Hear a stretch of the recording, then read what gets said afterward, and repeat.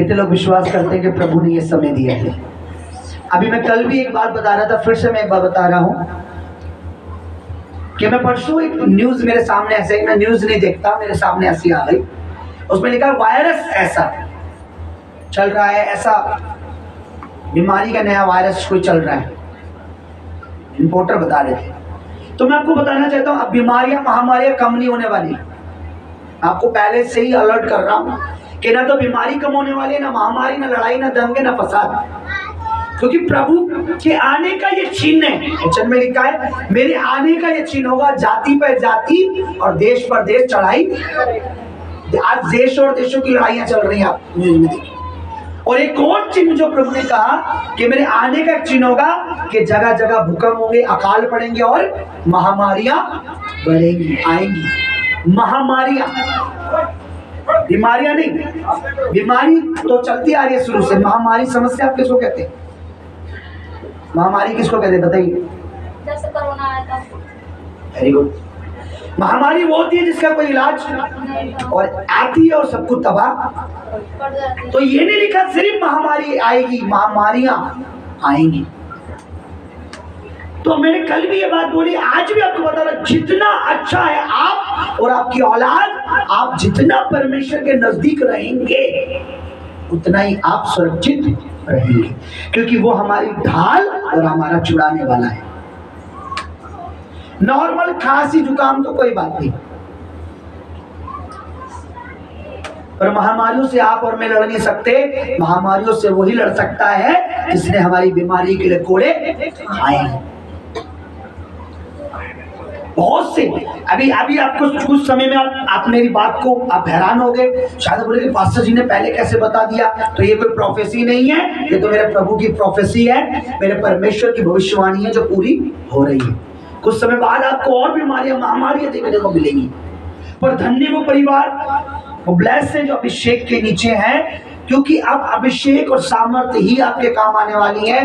कईयों की तो दुआएं भी उनको नहीं बचा पाएंगी, क्योंकि खुदा चाहता है, क्योंकि परमेश्वर जैसे जैसे नजदीक आएगा वैसे जैसे उसका सामर्थ्य भी बढ़ेगा, और जैसे जैसे लोग उसके सामर्थ्य को पहचानेंगे, अभिषेक को पहचानेंगे, मसीह को पहचानेंगे, वो सुरक्षित रहेंगे, वो बचेंगे, उनका परिवार बचा रहेगा। तो हमें क्या चाहिए? हमें लोगों की बहकावे में, हमें लोगों की चकाचौंध में नहीं आना, रिश्तेदार के भरमाने में नहीं आना, क्योंकि वही बात हो जाएगी रिश्तेदार का, फिर हम तो डूबेंगे तुम्हें भी ले। पर हमारा होना चाहिए कि हम तो तैर रहे हैं, तुम्हें भी तैरना सिखाइए, क्योंकि जो मसीह में है वो डूब नहीं सकते। तो इसलिए हमें क्या करना है? हमारे पास परमेश्वर का अध्ययन, प्रभु की गुण बातें, परमेश्वर का भेद, परमेश्वर की जो अभिषेक, परमेश्वर का जो सामर्थ्य है, परमेश्वर का जो मस्सा है और उसकी प्रोटेक्शन है, वो होनी चाहिए। आपको मैं बता दूं क्यों मैं चाहता हूं कि हम ज्यादा से ज्यादा परमेश्वर के बदन में शामिल हो, क्योंकि उसके बदन में कोई रोग काम नहीं करता। क्यों मैं चाहता हूं कि हम उसके लहू में शामिल हो? क्योंकि उसके लहू में संपूर्ण पवित्रता है। बीमारियां हमें घेरना चाहती हैं पर घेर नहीं पाएंगी, क्योंकि हम उसके बदन में, उसके लहू में शामिल होते हैं।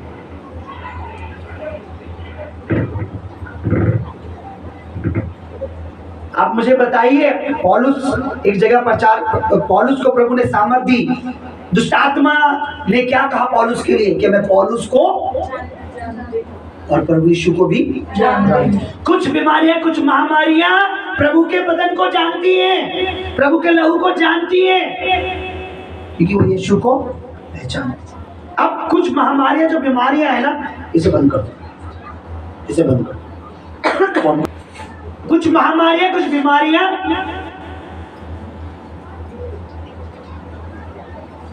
किसको जानती है? मुझे और आपको, है ना? उसके सामर्थ्य को जानती हैं। कैसे? बाइबल में लिखा है एक व्यक्ति में 2000 से ज्यादा, 2000 नहीं, 2000 से ज्यादा लिखा है, बाइबल में लिखा है सेना उसके अंदर समाई थी। उस व्यक्ति के हालत इतने बुरे थे कि वो अपने आप को घायल करता था, मारता था और कब्रों में रहता था। किस में रहता था? कब्रों में, 5 स्टार होटल में, है ना, कब्रों में। यीशु के कदम वहां पड़े, प्रभु वहां आया और उसने आते ही प्रभु को मुंह के बल गिरा, दंडवत किया और चीख के कहा, प्रभु तू हमें क्या नाश करने आया? तू हमें मत निकाल। क्योंकि दुष्ट आत्मा उसे जानती वो परमेश्वर है। आपको पता है बीमारी की एक दुष्ट आत्मा है जिसका टारगेट ये होता है ज्यादा से ज्यादा महामारी महारोग फैलाना। ये उनका टारगेट होता है। आपको नहीं पता बीमारी जो लाने वाली दुष्ट आत्मा है, महामारियां, बीमारियां, और वो दुष्ट आत्मा आपको मुझको नहीं, वो परमेश्वर को पहचानती है और परमेश्वर के लोगों को। मैं ये कह के दुष्ट आत्माओं को, बीमारियों को नहीं डरा सकता कि मैं सत्यजीत हूं, मैं पास्टर हूं, चली जा। नो, पर वो मुझे तब जानेगी जब प्रभु मुझ में होगा और मैं प्रभु में।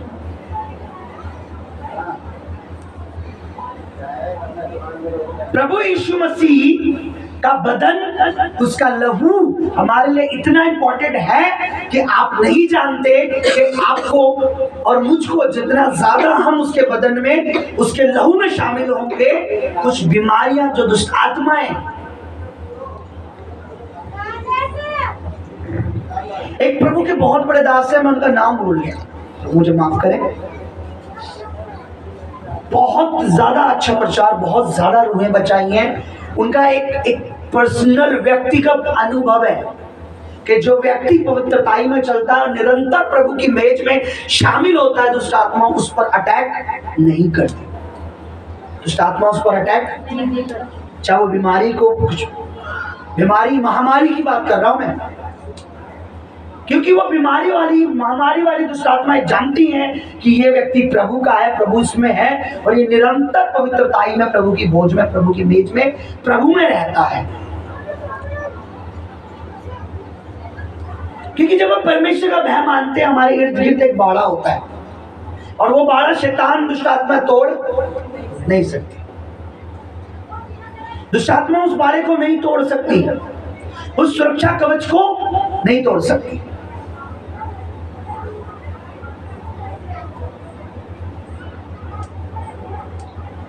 कैसे? मैं चलो दो बात आप समझिए। पहली बात आप ये समझिए कि परमेश्वर का दास अय्यूब इस बात को जानता था कि जो कुछ मुझे आशीष मिली है प्रभु की, और जो कुछ मुझ पे है वो प्रभु के द्वारा है। बाइबल में लिखा है वो परमेश्वर का भय ऐसा मानता था कि प्रभु खुद जानता था कि देखो, शैतान को बोला कि तू जानता है मेरा दास अय्यूब जैसा कोई नहीं है, उसके समान मेरा भय कोई। और भय क्या मानता था? अय्यूब को सिर्फ ये चिंता रहती थी कि कदाचित मैं या मेरी औलाद पाप करके परमेश्वर को छोड़। वो पाप को हमेशा बहुत ज्यादा चौकन्ना रहता था। अच्छा, हमारे मन में डर है क्या? उसकी एक क्वालिटी ने उसको उस समय का महान व्यक्ति बनाया। बाइबल बताती है अपने समय का एशिया का, वो एशिया का ही रहने वाला व्यक्ति था। एशिया हमारी तरफ पड़ता है, विदेश उस तरफ है। एशिया का सबसे रिच, सबसे पैसे वाला व्यक्ति था वो। किस बात ने उसको इतना अच्छा बनाया? किस बात ने उसको आशीषित करा? सिर्फ उसके अंदर एक ये था कि कदाचित मैं या मेरी औलाद पाप करके परमेश्वर से दूर ना हो जाए। इसलिए बाइबल बताती है कि वो क्या करता था, जब भी उसके बच्चे, वो परिवार भोजन करता था तो वो बलिदान चढ़ाता था। क्या चढ़ाता था? बलिदान। उस समय प्रभु ने कहा था यदि किसी से पाप हो या कोई पाप करते हैं तो वो एक निर्दोष मेमना, एक मेमने का बच्चा लाए और वो मेरे मंदिर में याजकों के पास लाए और उसे वो क्या करे? चढ़ाए। अपने पाप के बदले उसको कुर्बानी, उसका जो भेंट दे। यानी मैंने पाप किया, मैंने उस निर्दोष को बलि किया, मेरा पाप उसने उठा लिया। पर आज क्या है? आज हमें यह विश्वास करना है कि मेरे और आपके लिए यीशु मसीह बलिदान हुआ। अगर भूल से भी हमसे कुछ गलती हो गई है या भूल से भी हमने परमेश्वर के विरुद्ध कुछ ऐसा कर दिया है, तो हमें क्या करना है? उसकी मेज में शामिल होना है। अय्यूब इस चीज को सोचता था कि कदाचित गलती से भी मेरे बच्चे परमेश्वर से दूर तो नहीं हो गए।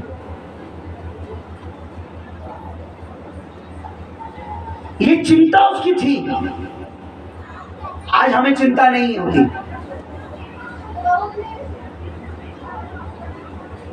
अरे क्या मेज मेज मेज मेज मेज, क्या प्रभु भोज प्रभु भोज प्रभु भोज। अनलिमिटेड जूस ला के रख लिया है, अनलिमिटेड रोटियां ला के रख ली है, बस हर संडे आओ ठुसा देते हैं, हर संडे आओ खिला देते हैं, हर संडे आओ आना है, हर वीरवार को आना है। पता क्यों? क्योंकि आपको चिंता ही नहीं है कि परमेश्वर गलती से भी मुझसे दूर ना हो। और बाइबल में लिखा वचन से हमें, हे प्रभु कौन अपनी भूल चूक को समझता है। अगर हम अपनी भूल चूक को समझ गए तो परमेश्वर से कभी दूर नहीं होंगे, कि मैंने गलती से कहीं प्रभु को छोड़ तो नहीं दिया। बाइबल लिखा अय्यूब इस चीज के लिए चिंतन था, उसके मन में टेंशन रहती थी। अय्यूब 1 अध्याय उसका 1 वचन से पढ़िए, 1-2 वचन पढ़िए जल्दी से, उसके बाद एक और मैं कुछ बात आपको समझाऊंगा।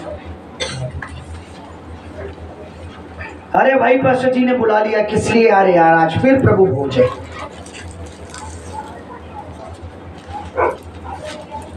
पढ़िए जरा, जोर से पढ़िए। पुराना नियम अय्यूब संहिता से पहले 1 अध्याय, उसका 2 से पढ़िए चाहे 1 से पढ़िए। 1 अध्याय, हाँ 1 अध्याय का 1 वचन से पढ़िए, सब पढ़िए, सब बोलो हालेलुया। पढ़िए 1 से पढ़िए। उर्ज देश में अय्यूब नामक एक पुरुष था, वे खरा और सीधा था, परमेश्वर का भय मानता। क्या मानता? परमेश्वर का भय। क्या मानता था? परमेश्वर का भय मानता था। आगे। और बुराई से दूर रहता था। किससे दूर रहता था? बुराई से। बुराई के साथ रहता था। बुराई को अपना फ्रेंड बना रखा था, बुराई को अपना दोस्त बना रखा था, बुराई को अपना रिश्तेदार बना रखा था ना। बुराई को ये तो लिखा है बुराई से वो दूर रहता था। आगे।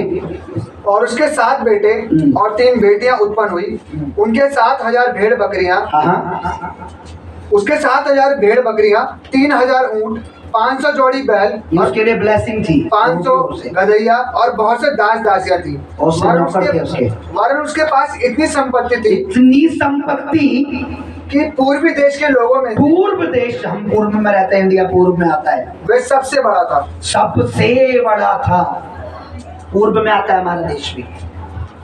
हम पूर्व में, हमारे इधर का ही व्यक्ति, हमारे इधर का ही रहने वाला, इस देश का नहीं बोल रहा, पूर्व की तरफ रहने वाला। कुछ देश पूर्व की तरफ पड़ते, कुछ पश्चिमी के उस तरफ, जैसे अमेरिका अंदर उस तरफ। यहाँ रात है तो वहाँ दिन है, यहाँ दिन है तो वहाँ रात है। सबसे अमीर था, पता है क्यों? पहले क्या, बुराई से दूर रहने वाला, परमेश्वर का भय मानता था। ये भय और बुराई से दूर रहना हमें ब्लेस करता है। अगर आपके मन में प्रभु का भय है तो आप ब्लेस हैं। भय कि मैं वो नहीं करूंगा जो मेरे परमेश्वर को पसंद, भय कि मैं वो उस मंडली में शामिल नहीं होगा जिसमें मेरा परमेश्वर, भय मैं वो करूंगा जो मेरा प्रभु चाहता है, भय मैं उसकी मैच में शामिल होता हूं क्योंकि मेरा परमेश्वर चाहता है कि मैं उसके स्मरण में ये करूं। तो आप ब्लेस हो। आगे और क्या लिखा है? उसके बेटे बारी बारी से एक दूसरे के घर में, खास से पढ़िए, जब जब भोज के दिन पूरे हो जाते, जब जब वो सेलिब्रेशन या भोज के दिन होते थे, पूरे हो जाते थे, तब तब अय्यूब उन्हें बुलवाकर पवित्र करता और बड़े भोर को उठकर उनकी गिनती के अनुसार होम बलि चढ़ा। क्या करता था? पवित्र करता। बोलो पवित्र करता। पवित्र करता था। ये पवित्रता क्यों इम्पोर्टेंट समझता था वो? उसे क्या कारण था वो पवित्रताई के लिए बलिदान?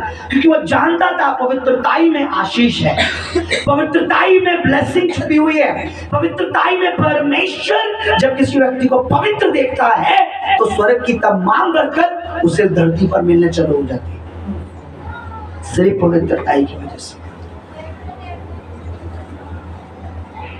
वो क्या करता था? बलि, होम बलि, यानी मेमने की बलि या बकरे की मेमने की बलि देता था। मेरे और आपके लिए यीशु मसीह बलिदान हो चुका है। अब भूल से भी अगर हमने कुछ ऐसा कर दिया तो हमें उस बलिदान पर विश्वास करना है और बलिदान के समय हमें यह कहना है कि प्रभु यदि गलती से भी मेरे से कुछ गलती हो गई तो मुझे क्षमा कर और आगे से मैं ये ना करूं और अब मैं तेरे पीछे चल लूंगा। अब मैं तेरे साथ चलूं, अब मैं तेरे लिए चलूं, अब मैं तेरे मर्जी से चलूं, ना कि उसी मैं आपको बताता हूं, मैं आपको सच कह रहा हूं, अगर आप पाप को इंजॉय करते हो, इंजॉय समझ रहे हो, एक नशा पाप है, हम नशे को इंजॉय कर रहे हो, विचार को इंजॉय कर रहे हो, बिना बात के आप लड़के लड़कियां इंजॉय कर रहे हो, मतलब वो वाला इंजॉय जो लड़के लड़कियां कर रहे हैं आज शादी से पहले। अगर पाप को आप इंजॉय कर रहे हो तो आपकी जिंदगी में परमेश्वर की वो बुलाहट जो है, वो बरकत जो है, वो आपको कभी मिलने वाली नहीं है, क्योंकि परमेश्वर आपको जब बुलाता है, पवित्र करता है, पवित्र होने के बाद आपको वो आशीष देता है। जैसे कि एक पिता अपने 2 साल के बच्चे को कभी भी मर्सिडीज नहीं देगा, देगा गिफ्ट करेगा क्या? कब देगा? जब वो बड़ा हो जाएगा और उसे चलाने लायक हो जाएगा। जब आप अपने आप को बड़ा करते हैं, यानी बुद्धि आपके पास आ जाती है कि भाई मुझे अब सही चलना है, मेरे बच्चों को सही चलना है, मुझे पवित्र रहना है, मेरे परिवार को पवित्र रहना है, मुझे अपने परिवार की, अपने सास की, अपनी माँ की, अपनी बहन की, पड़ोसी की नकल नहीं करनी, मुझे प्रभु की नकल करनी है, प्रभु के अनुसार चलना है, परमेश्वर के तरीके से चलना है, परमेश्वर की राह पर चलना है, एंजॉय करना है, पवित्रताई में करना है, आनंद मनाना है, पवित्रताई में मनाना है, हर चीज मुझे तरीके से करनी है। मैं गंदे गानों पे नाच रहा हूं, शराबे के गानों को मैं नाच रहा हूं, एंजॉय कर रहा हूं, दारू सिगरेट वाले गानों को मैं स्टेटस पे लगा रहा हूं, फोन पे लगा रहा हूं, व्हाट्सएप पे लगा रहा हूं, अंधकार को प्रमोट कर रहा हूं। उसके बाद अगर मैं सोच रहा हूं कि प्रभु मुझे ब्लेस करेगा, तो ये तो मूर्खता है, ये मूर्खता है। अय्यूब की पहली चिंता ये थी कि कभी भी मेरे बच्चे किसी भी गलती से पाप कर कर परमेश्वर से दूर, मैं भी और मेरे बच्चे भी। क्या लिखा है? जब भोज के दिन पूरे हो जाते थे, अय्यूब बुलाकर पवित्र करता था उन्हें और बलिदान करता था। आज हमें उस बलिदान को समझना है, उस बलिदान का आदर करना है, उस बलिदान की रिस्पेक्ट करनी है। तो मैं क्यों पाप करूं? मेरे लिए प्रभु बलिदान हुआ है। मैं क्यों बुराई में जाऊं? मैं क्यों अपने फ्रेंड की नकल करूं? मैं क्यों, मेरे फ्रेंड का बॉयफ्रेंड है, मुझे कोई मतलब नहीं है। मैं पवित्रताई में रहूंगा। और प्रभु का वचन कहता है कि अपने समय का सबसे ब्लेस्ड व्यक्ति था वो। परमेश्वर फर्क करता है क्या? नो। पर परमेश्वर में जो फर्क करता है, उसकी ब्लेसिंग भी फर्क में होती है। परमेश्वर में तरीके से चलने पर आपको परमेश्वर हर वो चीज देगा जिसको आपने मांगा भी नहीं है, आपने सोचा भी नहीं। क्योंकि कहता मेरा वचन तुम में और तुम मुझ में बना रहो, तो जो चाहे मांगो तुम्हारे लिए हो जाए। जो चाहे, क्या चाहिए? कार चाहिए, जो चाहे, क्या चाहिए? बंगला चाहिए, क्या चाहिए? बच्चा अमेरिका में पढ़ना चाहिए, क्या चाहिए? Government job.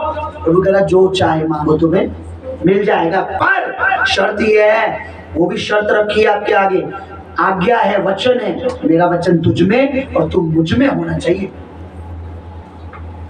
अब वचन कुछ चीजों को प्रमोट नहीं करता, आप करो बात अलग है।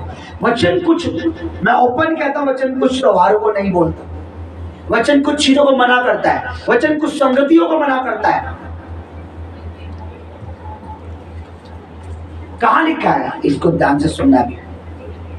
लिखा है कुरिन्थियों की पत्री, इसको अंडरलाइन करना है आपने आज माइंड में, हृदय में, बाइबल में भी इसको मार्क लगाना है। और कोई आपको भरमाए तो सही, ये वचन बताना है।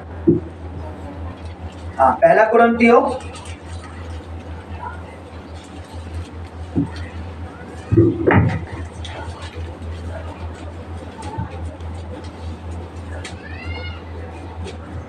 दूसरा कुरिन्थियों उसी के पीछे दूसरा कुरिन्थियों नए नियम में 250 पेज नंबर 250। नए नियम आपको बताइए, पीछे है बाइबल, पहले उत्पत्ति है, फिर बाइबल, नया नियम। पढ़िए जरा जोर से, क्या लिखा है? 6:14 पढ़िए। अविश्वासियों के साथ, किसके साथ? अलग अलग नहीं है ये, अविश्वासियों के साथ, बोलो कौन, किसके साथ? हाँ। अविश्वासियों के साथ आसमान जुए में ना जुटो। अब विश्वासियों के साथ आसमान जुए में ना जुटो। खेत में बैल देखे, बैल, दो बैल देखे कभी? बैल, एक ही खेत में दो बैल होते हैं ना, वो भी उस खेत को जोत रहा होता है और दूसरा भी। परमेश्वर कह रहा है तुम आसमानी खेती में हो, तुम संसारिक लोगों के साथ बनकर उनके संग उस खेती में नहीं जोत सकते, तुम्हारी अपनी खेती है। अब विश्वासों की तरह होकर नहीं चलो, अब विश्वासियों की नकल मत करो, अब विश्वासियों की चीजों को फॉलो मत करो, उनके नियम और उनके कानून को फॉलो मत करो। क्या ना करो?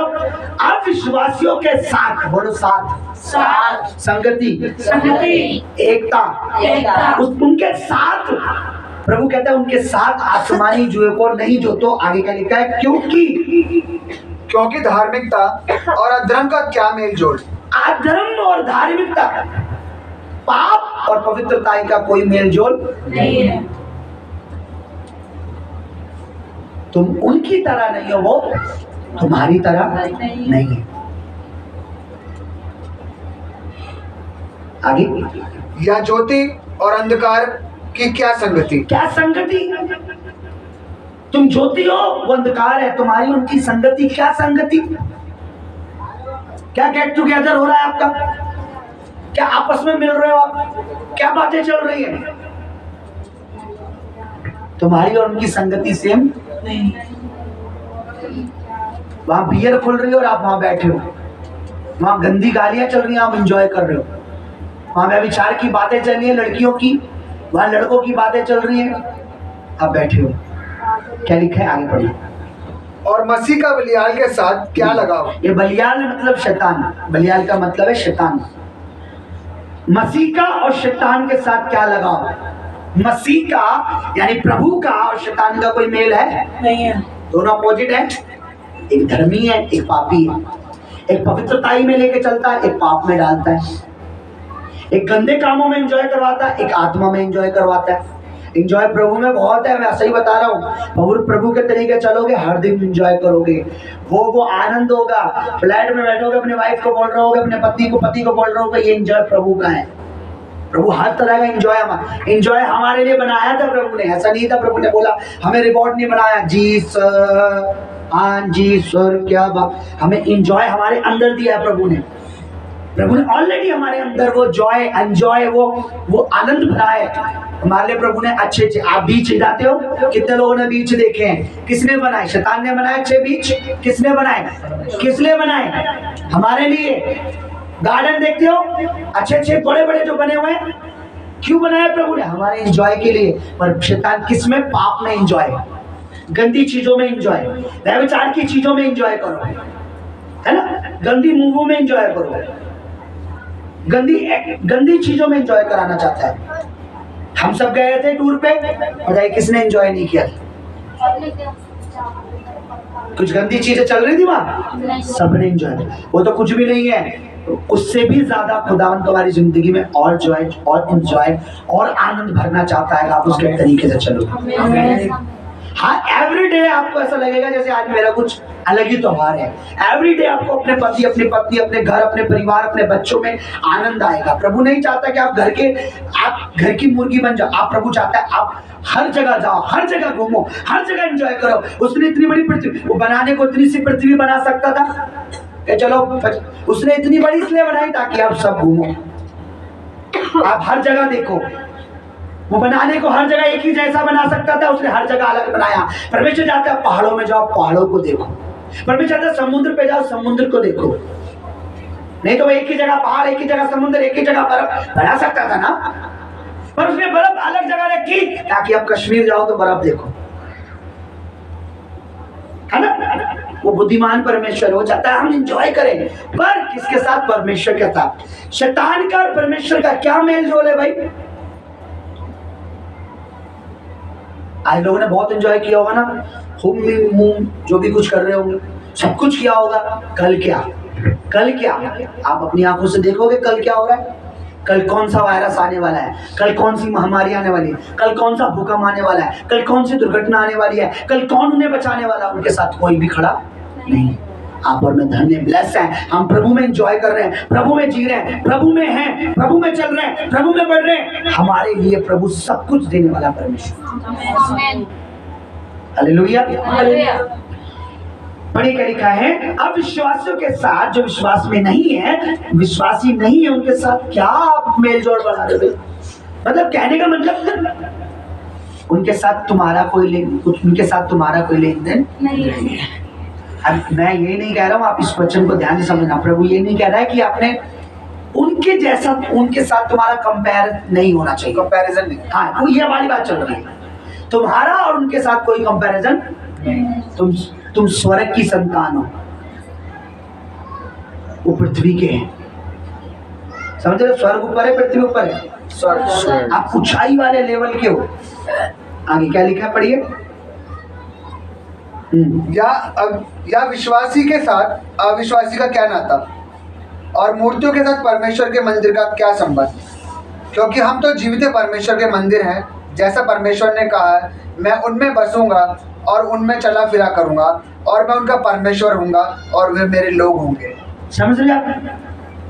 परमेश्वर को जानने के बाद भी अगर आप उसी तरीके से जी रहे हो, तो अभी तक आपका उद्धार नहीं हुआ, अभी तक आपका छुटकारा नहीं हुआ, अभी तक आपका बपतिस्मा जो है वो नहीं है, अभी शुरू भी नहीं हुआ वो। पर आप परमेश्वर को जानकर परमेश्वर के तरीके से चल रहे हो, आपका उद्धार है, आपका छुटकारा है, आप सच में बपतिस्मा पाए हुए हो, आपका बपतिस्मा वैलिड है। मैं एक बार प्रभु से पूछ रहा था कि प्रभु, जिस व्यक्ति ने बपतिस्मा लिया और वो पूरी जिंदगी तेरे पीछे नहीं चला, तो वो तो प्रभु उद्धार पा चुका, वो तो स्वर्ग में जाएगा, क्योंकि उसने बपतिस्मा लिया और तुझे छोड़ दिया, अब तो वो स्वर्ग में जाएगा। पूरी जिंदगी तेरे पीछे नहीं चला, वो तो स्वर्ग में होगा, क्योंकि तेरा वचन कहता है, मतलब तूने कहा है कि बपतिस्मा लो, जो विश्वास करे बपतिस्मा उसका उद्धार। मैंने अब तो वो स्वर्ग। प्रभु ने एक बात मुझे बोली जो बहुत इंपॉर्टेंट थी। बपतिस्मा तभी वैलिड माना जाता है जब जिस चीज के लिए लिया गया उसमें व्यक्ति बना रहे। नहीं समझे? नहीं समझे? मेट्रो का जो टोकन है बस में चलेगा नहीं। किसके लिए लिया आपने टोकन? मेट्रो में वैलिड है ना वो। बस का टिकट आप मेट्रो में ले जाके दिखा सकते हो, भैया अंदर घुसने दो। बस में वैलिड है? नहीं। टिकट है, वैलिड है, वैलिड है। बस में वैलिड है? हाँ, तो कंफ्यूज मत हो। क्या वही टिकट मेट्रो में वैलिड है? नहीं। दोनों की अलग अलग है ना। परमेश्वर में जब आप बपतिस्मा लेते हो वैलिड तभी है जब आप परमेश्वर में चल रहे हो। बपतिस्मा परमेश्वर में लेकर संसार में चल रहे हो, वैलिड नहीं है। समझ आई? यानी आपने बपतिस्मा समझ लिया, आपने मेट्रो का टोकन लिया, अब आप क्या करो, बस में घुस रहे हो और टोकन ले रहे हो, पकड़े जाओगे तो क्या होगा? चालान कटेगा, 6 महीने की जेल भी है ना। आप बपतिस्मा लेकर प्रभु में चल रहे हो, वैलिड है। नहीं आ रहा समझ? मेरी हिंदी थोड़ी सी अच्छी है ना, मराठी टाइप में। मेरे को परमेश्वर ने, मैंने बोला प्रभु कितने लोगों ने, मेरे साथ के लोगों ने बपतिस्मा लिया, तुझे छोड़ दिया, संसारी जीवन जी रहे हैं, अब वो खत्म होंगे, उनमें और मुझ में क्या फायदा है? मुझ में उनमें क्या अंतर है? मैं तेरे लिए दुख भी उठा रहा हूँ, लोगों के ताने भी सह रहा हूँ, रिश्तेदारों की बातें भी सह रहा हूँ, उनकी नफरत भी सह रहा हूँ, उनकी हर चीज सह रहा हूँ, फिर भी मुझ में और उनमें क्या फर्क है? प्रभु ने बोला तू वैलिड है, पक्का वैलिड है, तो प्रभु के राज्य में होगा। उनकी वैलिडिटी खत्म हो रखी है। तूने जो टोकन लिया है तू सही सफर कर रहा है। तूने मेट्रो का टोकन लिया, तू मेट्रो में ही सफर कर रहा है। उन्होंने टोकन तो लिया मेट्रो का, पर वो बसों में, ट्रकों में जा रहे हैं। यानी अगर आप बपतिस्मा लेके प्रभु के पीछे चल रहे हो, आपका बपतिस्मा वैलिड है। बपतिस्मा लेने के बाद आप प्रभु के पीछे नहीं चल रहे, घमंड से मत कहना मैं स्वर्ग में होऊंगा, क्योंकि उस दिन मैं ऐसा देख रहा हूं। हाँ, मैं देख ले, एक टोकन लेके मैं सही जगह था, तू देखा। आप नहीं, सॉरी, जो प्रभु को छोड़ेंगे, जो मुझे जानते हैं, प्रभु बोल दे बस सत्यजीत से अपनी उंगली का कोना डुबो के मेरी जीभ को ठंडा करवा दी। हो गएगा यहाँ फ्रिज नहीं है। आपका बपतिस्मा वैलिड है जैसे आप अभी चल रहे हो। संगति में आ रहे हो, प्रभु की मेज में बैठ रहे हो, प्रभु के अनुसार जी रहे हो, प्रभु के अनुसार बोल रहे हो, प्रभु के अनुसार चल रहे हो, आपका बपतिस्मा वैलिड है। इसकी कोई एक्सपायरी डेट नहीं है। ये उस दिन एक्सपायर हो जाता है जिस दिन आप प्रभु के अनुसार नहीं चलते। घमंड नहीं करना कि हाँ पूरी जिंदगी मैंने कैसे जी, शैतान के अनुसार, संसार के अनुसार, और अब मैं कहाँ मिलूंगा? स्वर्ग में। नो, आपका बपतिस्मा वैलिड तब तक है जब तक आप प्रभु के पीछे चल रहे हो। समझ रहे हो? एक प्रभु के पीछे चल रहा है, एक प्रभु के पीछे। दोनों में से कौन होंगे प्रभु के राज्य में? जो प्रभु के पीछे चल रहा है। प्रभु का वचन है, अगर तू अंत तक धीरज धरेगा तो तेरा उद्धार होगा। अंत तक। मैंने प्रभु से पूछा, प्रभु जगत के अंत तक? मैं भी हैरान हो गया। प्रभु ने, मैंने बोला परमेश्वर ये वचन मुझे समझ नहीं आया कि तू अंत तक धीरज रख। प्रभु मैं जब तक तू आएगा तब तक तो बहुत, मतलब बहुत साल है। प्रभु ने बोला, मैंने बोला मेरे आने तक नहीं, तेरे जीवन के अंत तक, तेरी लाइफ के एंड दिन तक तू मुझ पर बना रहे तो तू मेरे राज्य में हो। अपनी लाइफ के आखिरी दिन तक। जैसे चोर ने क्या करा, अपनी लाइफ के आखिरी दिन में क्या कहा प्रभु मुझे, क्योंकि शुरू में से प्रभु के बारे में पता नहीं। क्रॉस पे पता लगा, क्रॉस पे विश्वास किया, क्रॉस पे यीशु ने बोला तू मेरे साथ स्वर्ग में होगा। समझे मेरी बात? सेम इसी तरीके से अगर जीवन के अंतिम दिन तक तू मेरे साथ चलता रहे तो तू मेरे राज्य में होगा। हालेलुया। ये भय होना चाहिए कि मेरा उनसे क्या मतलब, मेरा उससे क्या लेना देना। यहाँ ये नहीं है आप अन्य जाति से दुश्मनी कर लो, अपने सारे दुश्मनी कर लो, उन्हें मोल मुटाव करो, उन्हें घर में ना आने दो, उन्हें बैठाने ना दो, उनको खिलाओ ना पिलाओ ना, नहीं, आदर सबका करो। पर परमेश्वर की जब बात आए तो प्रभु से ऊपर कोई नहीं होना चाहिए। और यहाँ सारी दुनिया मनाती है, तुम्हारा ही परमेश्वर अनोखा है, तुम ये त्योहार क्यों नहीं मनाते भाई? उसे समझाओ कि हमारी रक्षा प्रभु से है, किसी धागे से नहीं है। उसे समझाओ हमारी सुरक्षा प्रभु से है।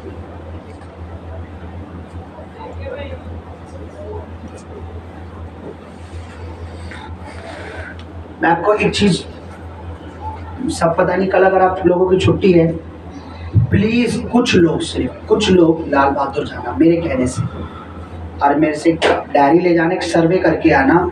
आज जिसने बांधा है या बंधवाया है, जो भी, उनमें से कोई एक भी हॉस्पिटल में नहीं मिलना चाहिए। आज ही कितने जने दुर्घटनाग्रस्त हुए होंगे, आज ही तुम्हें मिलेंगे कि देखो उस दिन रक्षा। समझ रहे आप? अगर उस धागे से रक्षा तो भाई नहीं मिलेंगे तुम्हें हॉस्पिटल में। मैं आपको दावा करता हूँ, डायरी लेके जाना, आज ही कितनी दुर्घटनाएं होंगी जो हॉस्पिटल में आई होंगी, और बंधा भी होगा, सबकी कलाई होगी।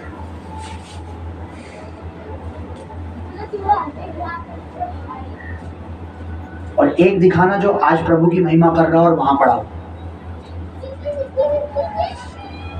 प्रभु हमारा रक्षक है। क्या लिखा है? अब विश्वासी से विश्वासी का क्या नाता? परमेश्वर का शैतान से क्या कोई रिश्ता नहीं है। समझ रहे हो? अब देखो आप किसके हो, परमेश्वर के हो, तो आपका शैतान से कोई लेना देना नहीं है। समझ रहे हो? इसीलिए प्रभु में बने रहो, प्रभु तुम में बने रहे, जो चाहो मांगो तुम्हारे लिए।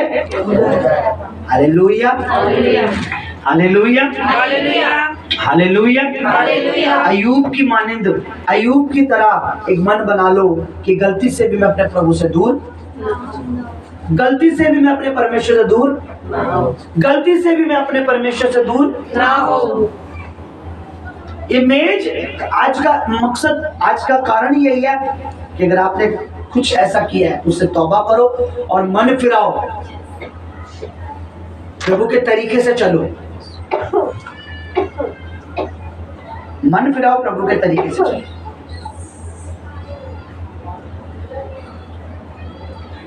कल कुछ बात की वजह से मैं थोड़ा सा उदास था प्रभु से। आज सुबह प्रभु ने मुझे जवाब दिया। सुबह प्रभु ने कहा, अपना काम कर, लोगों को मत देख, जो जॉब, जो नौकरी जो मैंने तुझे दिया उसको पूरा कर। तू अपना काम कर बस, बाकी छोड़ दे। हालेलुया।